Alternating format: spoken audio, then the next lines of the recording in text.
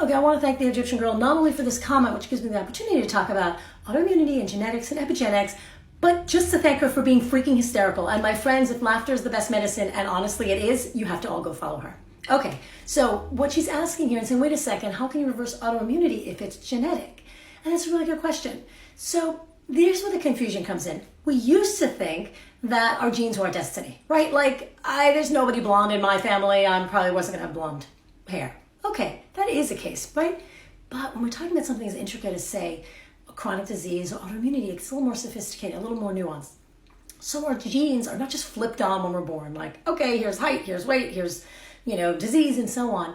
They're actually modified. They're a process called epigenetics, where the information that we get all day long, whether we get it from the stress we're under as children, our immune systems are exposed to the foods we eat, all of that, and that tells our body which genes to turn on and off, because we don't turn on every gene, because our bodies are actually really much more flexible than that. We have genes for situations we may never encounter.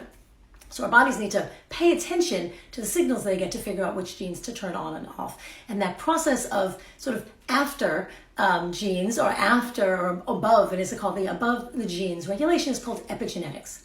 So how does epigenetics relate to autoimmunity? Well, in order to have autoimmune disease, you need three things. One, you need the predisposition, which is what our friend is talking about. We need to have the gene. And it's not actually a mutation. They actually believe it's that we're the lucky ones who have a hypervigilant immune system.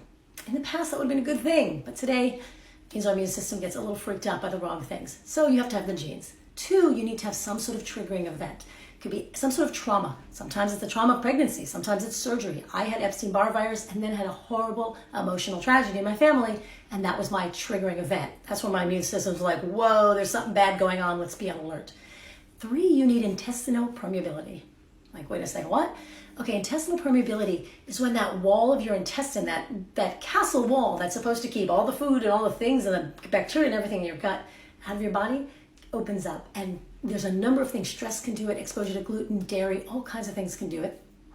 Once that happens, undigested food particles that should stay in your gut and microbes and so on get through, and your immune system flips out. And that hypervigilance I was talking about gets turned on. But it doesn't just react to the gluten or the dairy or the microbes. It starts to create antibodies to you. And that's what autoimmunity usually turns on. So again, you need the genetic predisposition, you need some sort of triggering event, and you need intestinal permeability. How do we know it's not just about genes? Because we know that 30% of the people in the US have the genes for celiac disease, but less than 1% actually have the disease. And only 1 in 22 people of celiac have relatives who had it. So even though they all have the same genes, only 1 in 22 actually gets the illness. So it's not always destiny. Those genes have to be turned on.